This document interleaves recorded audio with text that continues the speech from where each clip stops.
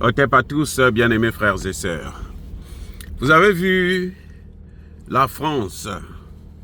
Emmanuel Macron a envoyé son ministre des Affaires étrangères, Jean-Noël, je ne sais pas quoi, qui était, je pense, hier, à Kinshasa, et qui a rencontré le président Tshisekedi. Bon, question. Vous-même, vous, mes frères et sœurs qui m'écoutez, qui me suivez, est-ce que Tshisekedi était obligé de rencontrer ce putain de ministre des Affaires étrangères? Est-ce qu'il a l'obligation de rencontrer ce ministre des Affaires étrangères, sachant que c'est lui le pyromane? Dites-moi, qu'est-ce que vous pensez? S'il n'y a que moi, ce n'est qu'un ministre des Affaires étrangères, il doit rencontrer la ministre des Affaires étrangères de la RDC. Si celle-ci n'est pas disponible, il doit rencontrer la vice-ministre des Affaires étrangères ou le vice-ministre des Affaires étrangères de la RDC. Au pire des cas, il devrait rencontrer la première ministre. Pourquoi il a accès direct? Il arrive le même jour, il a accès direct à Tshisekedi. Dites-moi, est-ce qu'il y a une obligation que Tshisekedi doit rencontrer tous les Blancs qui viennent dans son bureau, qui viennent en Afrique, en RDC? Et les mêmes qui sont en train de détruire, tuer son peuple. Ça, c'est pas la diplomatie, ça, c'est l'idiotie. Je suis désolé, mais c'est pas ça la diplomatie. La diplomatie, en diplomatie, on doit se faire respecter. La France n'apporte rien à la RDC et n'apportera rien à la RDC. Que Tshisekedi cesse de se leurrer. Ni la France, ni la Grande-Bretagne, ni les États-Unis. Sur tous les trois pays-là, je dis bien sur tous les trois pays-là, aucun ne va se mettre là pour régler le problème de la RDC, pour aider Tshisekedi à remporter la victoire, à libérer son pays. Parce que ce sont eux qui sont à l'origine de tout ce qui est en train de se passer. Vous ne pouvez pas demander à quelqu'un qui est en train de détruire ton pays que viens m'aider à arranger. Ça dit que là, je ne sais pas qui conseille ce type. Et je me demande comment pour ce type-là, le président Tshisekedi ne peut pas comprendre que, mais avec ces gens-là, je n'ai jamais eu quelque chose de bon.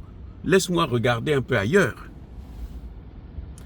Les amis, quand il y a eu la chute du mur de Berlin, l'ex-URSS s'est disloqué, les Occidentaux ont commencé à regarder vers les pays de l'Est. Vous savez ce qui s'est passé? Les Français, Allemands, Anglais, Américains, tous se sont dit, oh, oubliez les Africains là. Nous, on a eu des vrais là. On a le vrai morceau qui est là. Oubliez-les, il n'y a rien. Ils sont partis. Les Africains vont vers eux, on les chasse. Les Africains se sont dit, mais comment on va faire nous? On est habitués à être aidés. Nous sommes des mendiants. Comment il faut faire? Les chefs d'État africains, pas la population. Nous sommes des mendiants, il faut qu'on se trouve quelqu'un d'autre qui va nous aider. C'est là que les Africains vont se rendre compte. Oh, mais là, il y a la Chine qui est là. La Chine aussi a besoin de nos matières premières. Allons-y voir la Chine. Tous les Africains ont couru vers la Chine. Ils se sont endettés en masse. Voilà l'arrivée de la Chine en masse dans nos pays. C'est là, à ce moment-là, après 1990. Parce que les Africains se sont sentis abandonnés par leur maître. Donc, il fallait chercher un autre maître. Et ils sont allés voir les Chinois. Les Chinois ont commencé à investir en masse. Aujourd'hui, pratiquement tous les pays africains sont endettés vis-à-vis de la Chine. Les plus intelligents ont eu des avancées économiques comme l'Éthiopie. Vrai, c'est ça le problème. Parce que nous, on veut toujours être, on est complexe. Tshisekedi est complexé. Il faut qu'il sorte de cet esprit de complexe vis-à-vis de l'homme blanc. Il est complexé. Le ministre des Affaires étrangères de la France est venu. Il a quitté la France, il est venu ici. Après, vous savez, après avoir rencontré Tshisekedi, vous savez ce qu'il a fait? Il est allé au Rwanda tout de suite. Au Rwanda. pour aller dire au Rwanda, là, oh, t'en fais pas, l'idiot là, on a baisé la gueule, très bien, très bien, très bien, on va encore enfoncer jusqu'au fond. Voilà ce qui se passe, c'est ça la réalité. Je l'explique peut-être avec des gros mots, mais c'est pour vous expliquer, pour vous faire comprendre la gravité, l'énormité des erreurs que Tshisekedi ne cesse de commettre au jour le jour. Un coup, il fait croire que non, il a un discours guerrier. Un autre coup, bon, il se rabaisse devant la France, devant son ennemi. C'est la France qui est en train de faire cette guerre. Va voir les Russes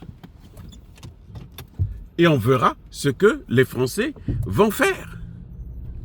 C'est aussi, c'est-à-dire que il y a pas de miracle là-dessus, hein.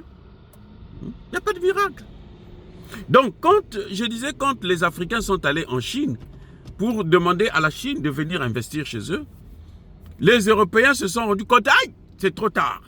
Quand ils se sont rendus compte qu'il y avait quelque chose qui se passait, c'était trop tard, ils ne pouvaient plus régler ça. Ils ne pouvaient plus récupérer ce qu'ils avaient perdu.